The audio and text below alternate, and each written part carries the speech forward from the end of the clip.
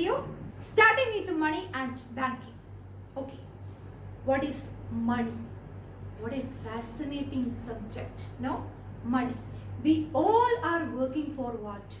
Money. Money is what? Money is what money does. So, money is the medium of exchange. That is the definition of money. Money is the medium of exchange. So, you all know as well as I know, like before money, there was a system existing in our society was what? Barter system. Actually, I can't say there was a system existing in our society. Still, like Nigeria and all, they are following barter system. What they are having excess or used things and all, they go to market and they will give to the people and they will take things from them. I think some of you must be knowing that I have seen such kind of a videos like in Nigeria, these all are happening. So there are like, so what is barter system?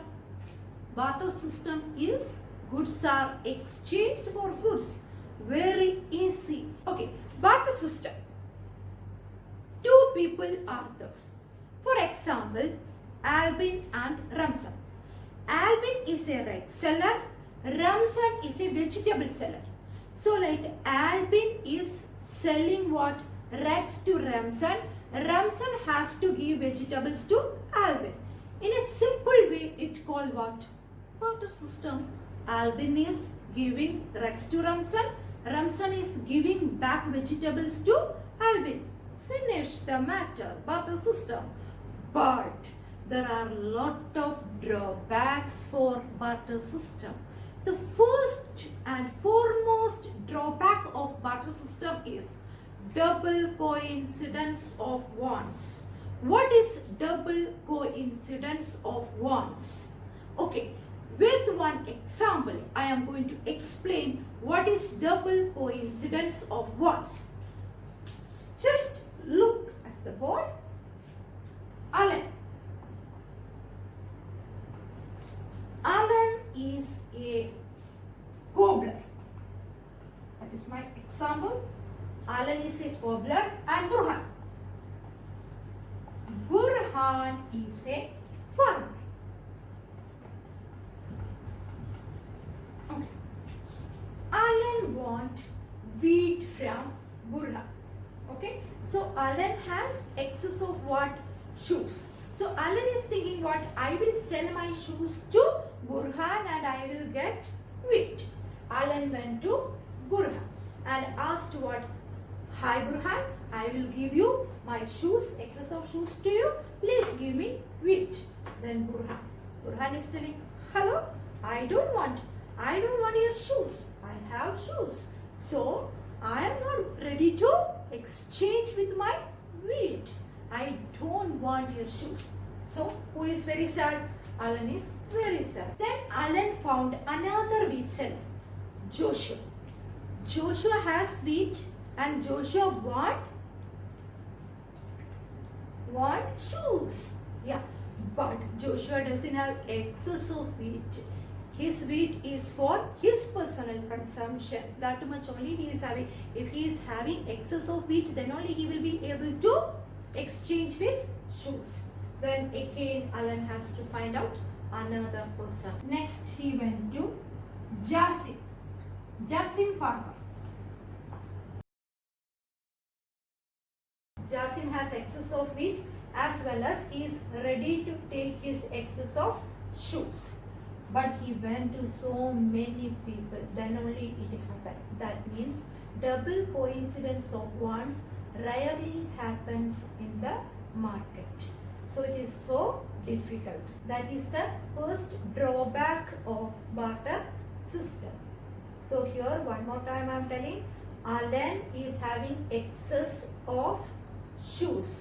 Alan has to find out a person who is having excess of wheat and as well as ready to exchange with his excess of shoes.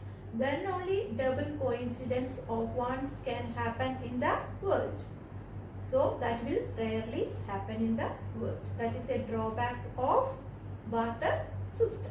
Second drawback, lack of common unit of value.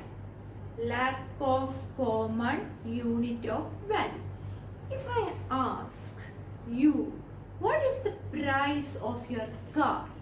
You will be able to say rupees 5 lakh. No? And if I am asking, what is the price of your pen?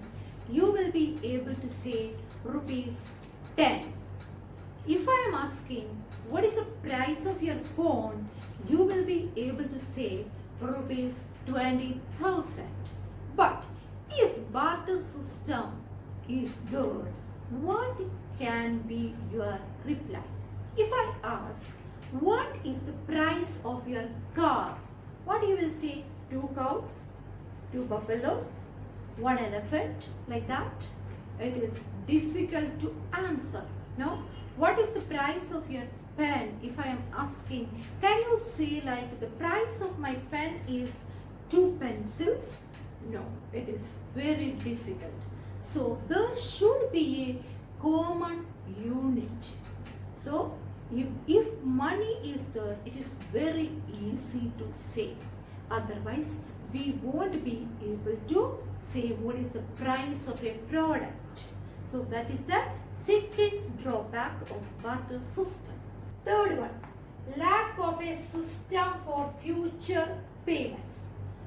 For example, if you are hiring a worker, how you will pay to that person? End of the month. Your contract will be end of the month. You will pay him rupees 5,000, rupees 10,000 or rupees 20,000, like that. If it is barter system, how can you tell him?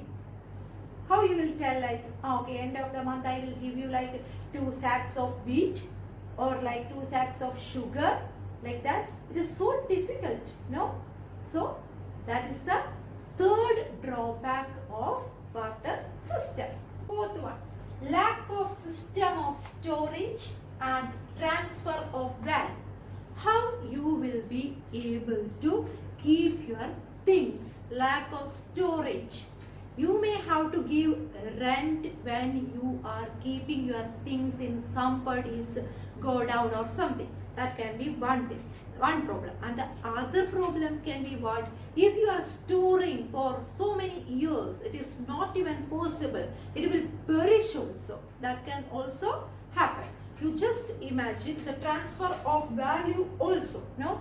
Can you take any product from one country, any product in the sense like, for example, cow. Can you transfer a cow from Kuwait to India? Is it possible? No, it is not possible. If it is money, it is very easy to transfer. And storage also, if it is money, it is very easy to store. You just imagine, you want to buy something from the Bakala. Bakala means what it is? Shop, small shop called Bakala. Okay, when you are going to Bakala with what? Full of pencils or erasers or sugar, you just imagine like you are giving those things to the Bakala guy, then you are taking whatever you need. It is difficult. If you are having money, nobody even knows like how much money you are having, and as well as you will be able to buy the product also. We really don't know if the Bakala person will accept your product. That is another problem. So lack of storage value as well as lack of transfer of value also. Transferring from one place to another place is difficult, as well as storing in one place is also difficult. Next topic is evolution of money. We already studied there are a lot of difficulties in barter system, means drawbacks of barter system. To solve the problem in barter system, man invented what? Money. So what was the different stages of invention? First stage was actually silver and gold coins. First silver and gold coins. Then alloy metals for coins. Besides that, paper notes. Then plastic money. credit card and debit card. One more time. First it was gold and silver coin. Then it is alloy metals for coins. Then paper notes. Paper for currency notes. Then it is what?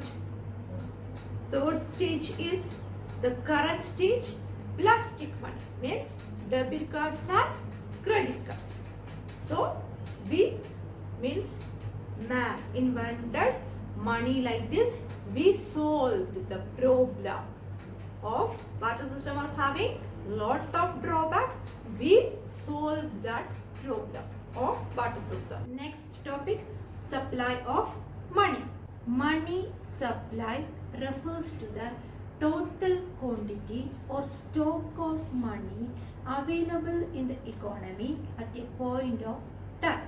At this point of time means today. At this point of time means 14th June. How much money is available in the economy is called what? Money supply. You already know what is supply and what is demand. What are the components of money supply? Okay, first, currency held with the public. Second component is demand deposit with the commercial banks. Third one is other deposits. One more time. First one, what are the components of money supply?